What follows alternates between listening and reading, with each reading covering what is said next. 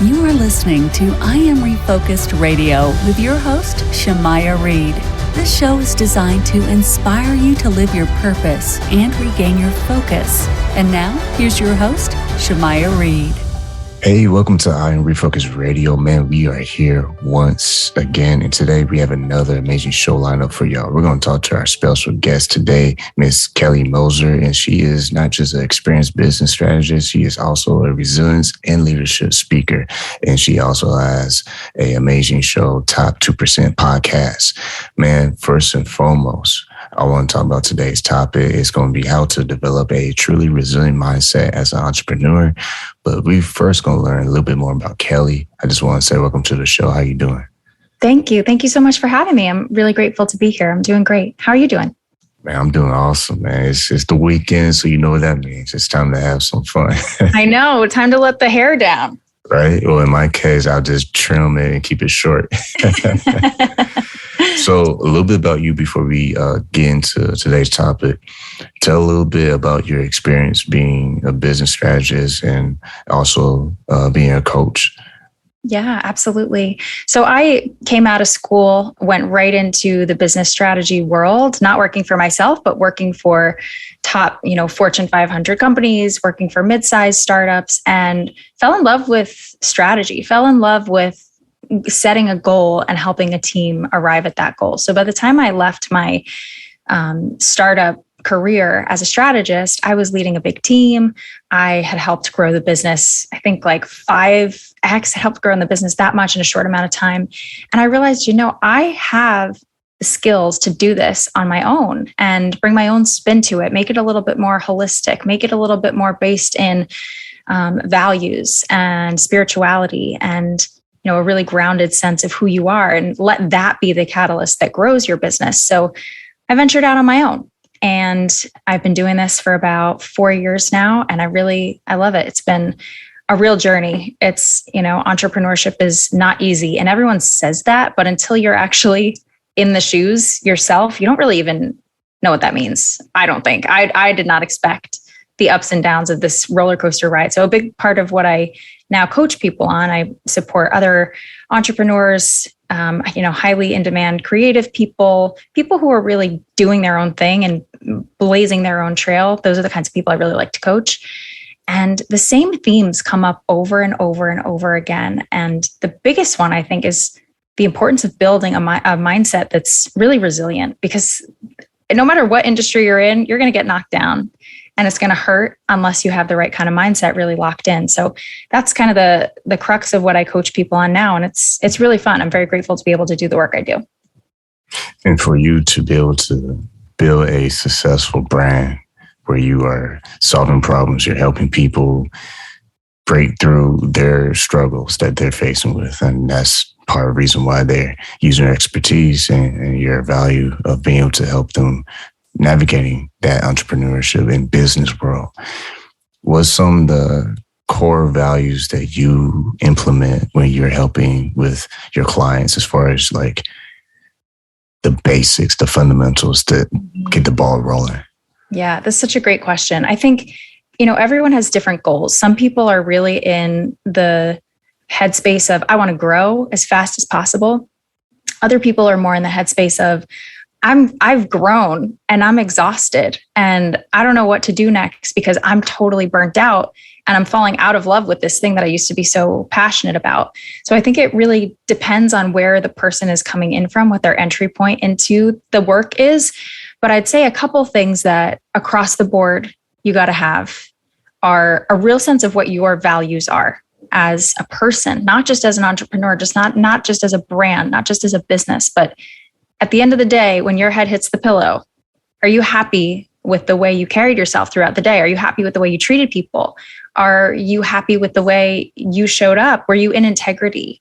And I think that's a step that a lot of people miss in this work, especially when they're building a business. It's all about the KPIs. It's all about, the 20, 100K months. We skip that foundational part. And for me, every single person I work with has to be connected with what those values are.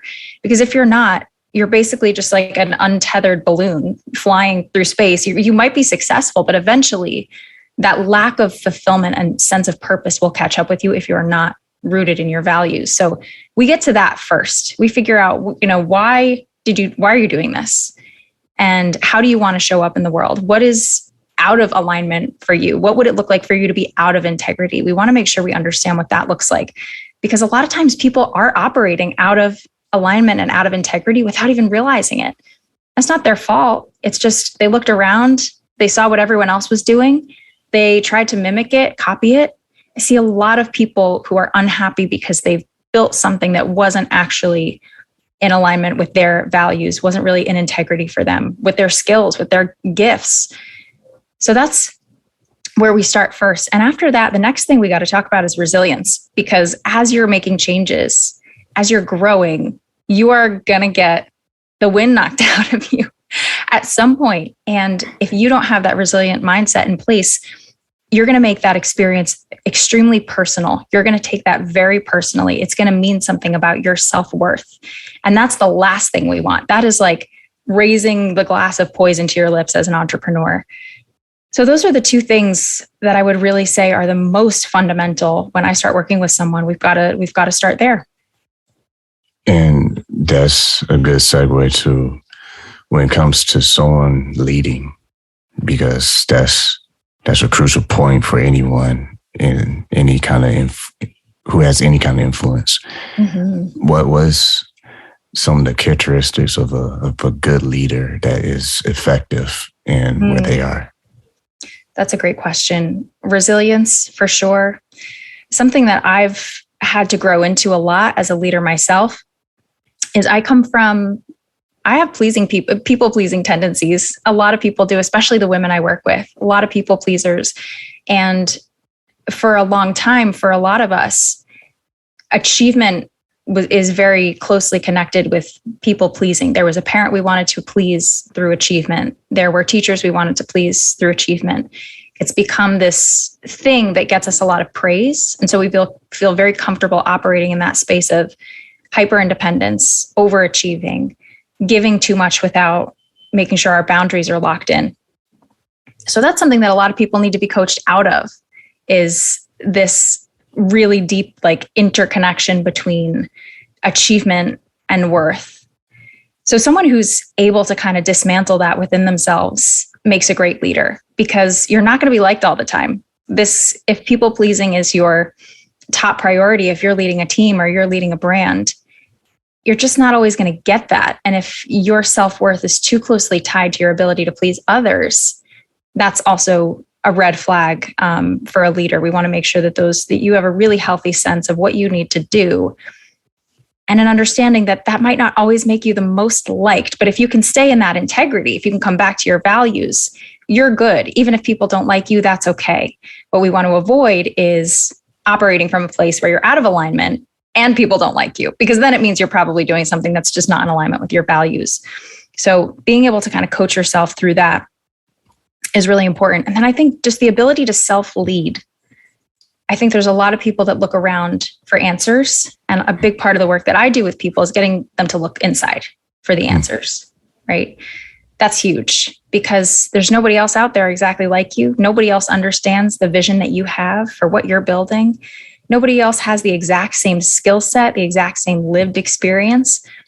And I think the more you can cultivate that sense of intuitively trusting your path, that's a huge, huge asset to an entrepreneur. So that's something that I think there's a level of that can't be learned. I think there's a level of people that just, you either have that kind of deep sense of self-trust, but it's definitely something that can be cultivated over time with the right kind of tools and self-awareness.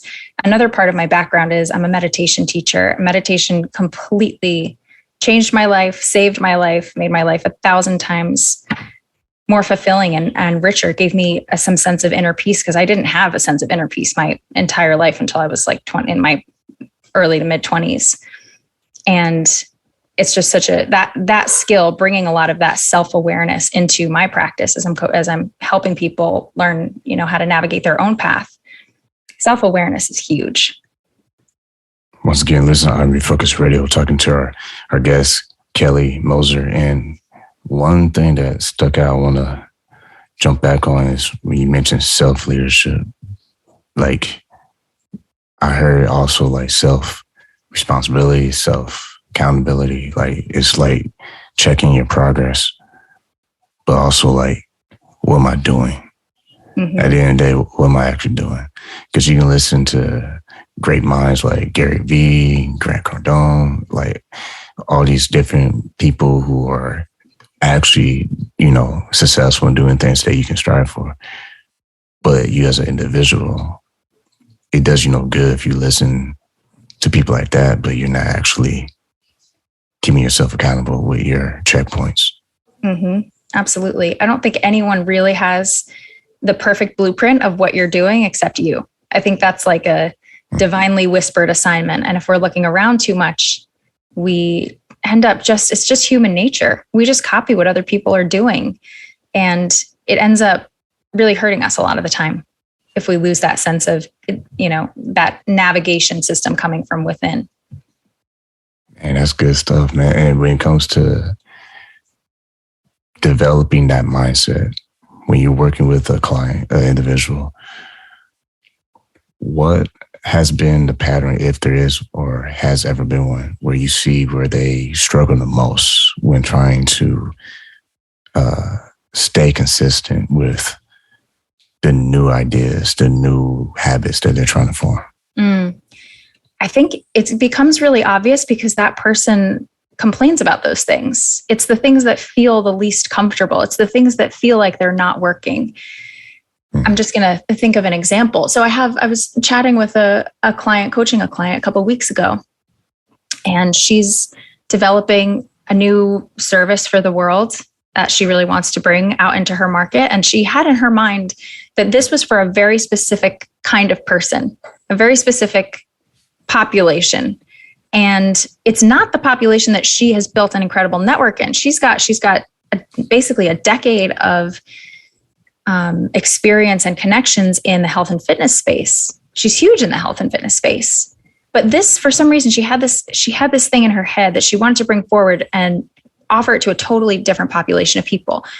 And it felt very hard for her. It felt like this was a big labor. And I asked her, why don't you just bring this service and apply this to the market where you already are so established and so influential? And she went totally silent. She took like 5 long seconds of just thinking. And then she looked at me and she said, because that feels too easy. And I think that's something that a lot of us grapple with. We struggle with walking through the open doors. We would much rather like knock and knock and knock and bash our head against the wall, bash our head against the doors that are closed and shut really tightly. There's something within a lot of us that makes us think that if we've had to really fight for something, if we've had to really work hard for something, if we had to suffer, then it makes the outcome somehow more valuable. It makes it more worth it. It makes it sweeter. It makes us feel like more of a success. And that's a story that we're all just making up. It's okay. It's safe to walk through the open door. So back to your question, when I find that there's a pattern that I see all the time is people feeling too insecure and too unsure about following that inner sense of self-leadership that's saying, hey, go this way, because this is how you can really leverage. This is the path that'll let you leverage your natural gifts and your learned skills the best. And instead we're saying, no, I'm going to go this other way because this is what other people are doing. And the manifestation of that is so obvious because people come to me and they're frustrated, they're burnt out, they're tired, they no longer feel connected to themselves, they don't feel connected to their mission anymore. And it's because they're not walking through the open doors. They're making things too hard. They're looking for reasons to struggle.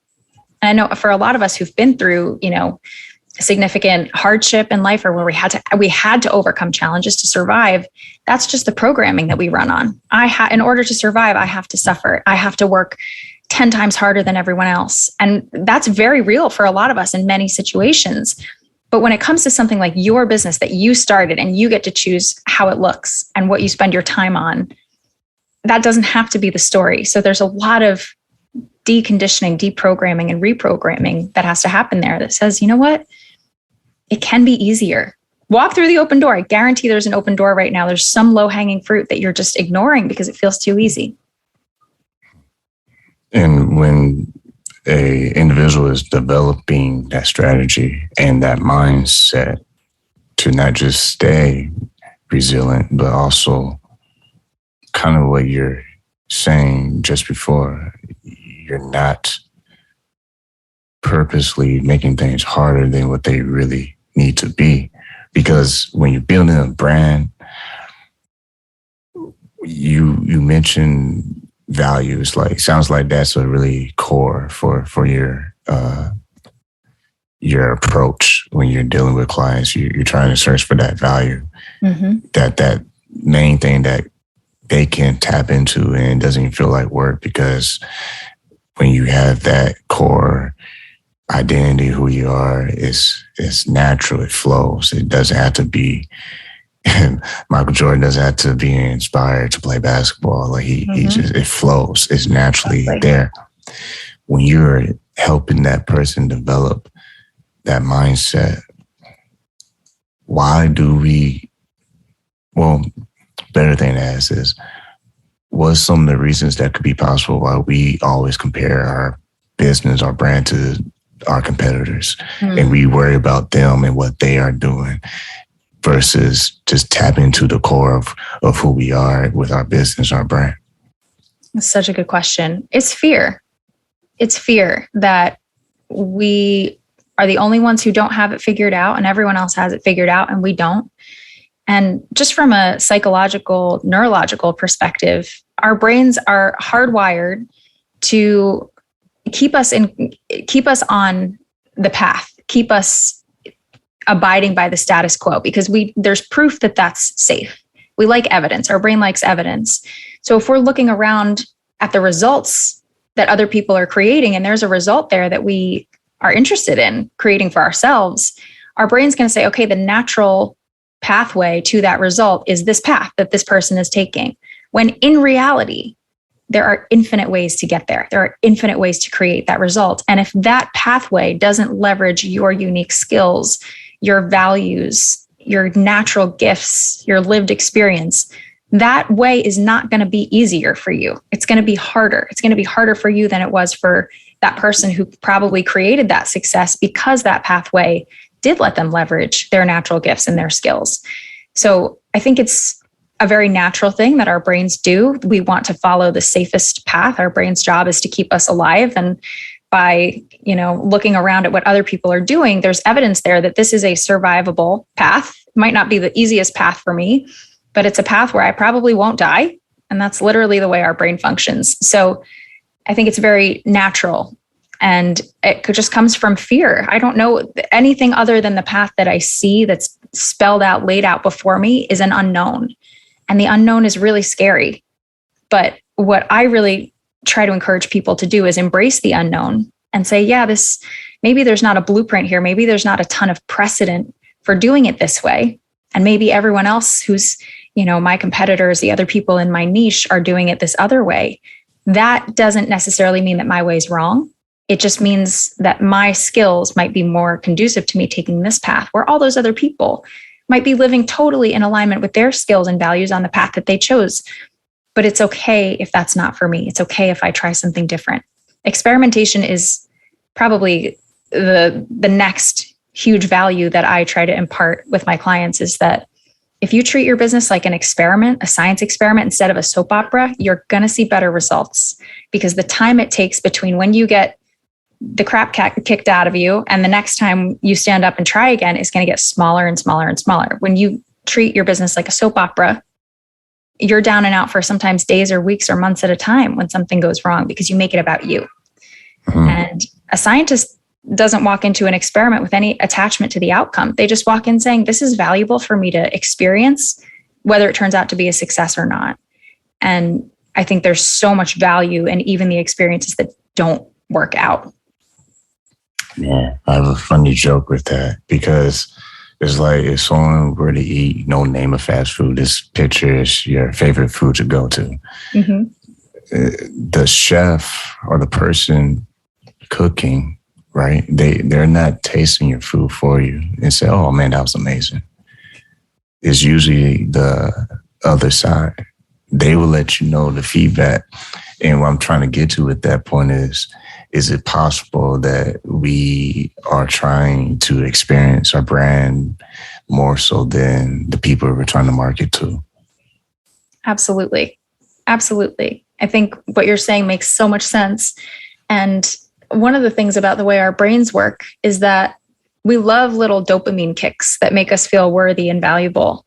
And I think a lot of times people end up building a brand, building a business that doesn't actually serve its original purpose, but has become this like addictive dopamine kick that we just, it becomes very self-serving rather than serving the people that we actually set out to help in the first place. Man, I just learned some stuff right there. Man, once again, listen, I'm Focus Radio, talking to our guest, Kelly Moser. You also have a podcast, and I think I named your podcast wrong. Your podcast is top 2% in the global world space. But when it comes to the name of your podcast, tell us about your show, the name. The name is the Aligned Success Show with Kelly Moser. And I named it that because I wanted it to attract people who weren't just looking for the quickest buck. I wanted to attract people who really were values driven, right? Aligned success, not just the textbook definition of success, but the definition of success that you created, that means something to you, that isn't arbitrary, that's actually deeply meaningful and connected to who you are and how you want to show up in the world. So I have to ask this last question before I let you go. Someone listening right now, they can look at your website. Your website is easy. It's kellymoser.com. They look at your social media. They see you doing all these quote unquote big things.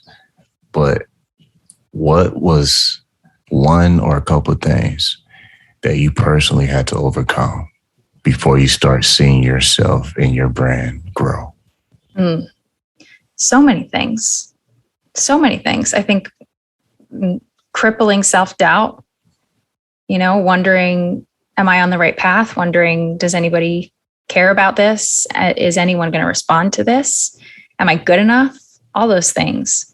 And it's interesting that all of those things are now what I coach on because I get it. I wasn't born, I have a certain level of, I'm a Leo, so I have a certain level of confidence about me that has always been there. But when it comes to this new arena of being an entrepreneur, that confidence gets squashed really fast. And I was living for a long time, first couple of years of my business, as if my business was a soap opera. And every little failure, as small as someone unsubscribing from my email list would send me into this like emotional spiral of self-doubt.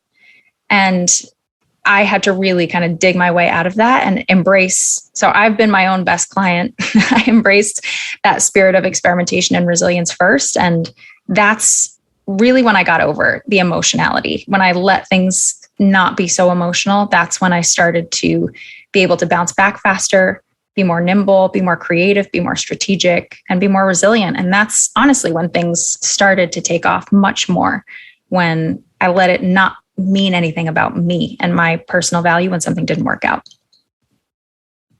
So before we sign off, one more last question, I promise. When a person who decides, okay, I want to start my brand, or okay, I want to revamp my brand. I want it to be more exciting because it got dull. I need to grow, self-leadership, all that stuff, and push forward and all that great stuff. So as part of this successful path is us just committing to our choices and taking action on our goals, because no matter what happens, we still make a choice. We either quit or we keep going. What's your opinion on that? Mm-hmm. Yeah, absolutely. I really think the only way that you can fail is if you quit without really feeling ready to quit. Sometimes it's okay to walk away from things. I think that we should normalize walking away from something that really turned out to be it was just meant to be a temporary thing that I got to experience. But the only true way you can fail is if you walk away before your heart really wants to. And anything else, there's no such thing as a dead end. As long as your head is still in the game and your heart's still in the game, you're still in the game. There's no such thing as a dead end as long as you decide that that's not your last day. Man, once again, kellymoser.com is the place you can go. Check out her podcast. She's on social media, but podcast again is the Align Success Show. You can catch her, man, everywhere. I mean, you're doing big things. Honor to have you on Refocus Radio. I'm pretty sure you're going to be doing some amazing things in the future. What else, if we haven't covered anything that you want our audience to know, if there's any additional resources or any call to action you want them to follow up on? Thank you so much for having me. Just my call to action is just would love to meet you, would love to just connect with you guys. So if anything is resonating for you, reach out to me on Instagram. I love to send a voice note back. So let me know what you took away from this episode, and just really look forward to, building our networks together and supporting you in any way I can.